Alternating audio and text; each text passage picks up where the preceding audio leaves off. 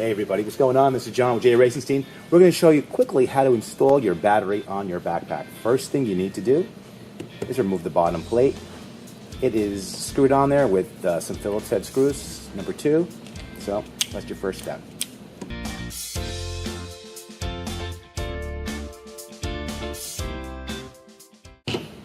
You want to remove the bottom panel. This exposes the pump and your battery tray. Next thing you need to do is take off the battery tray.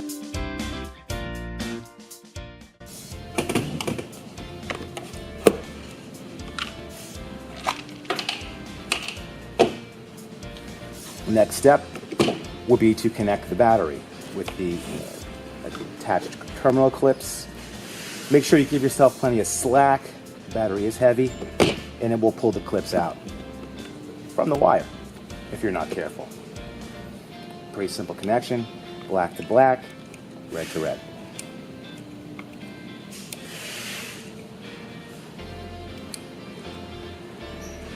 Since we've given ourselves enough slack, the battery will easily fit in there.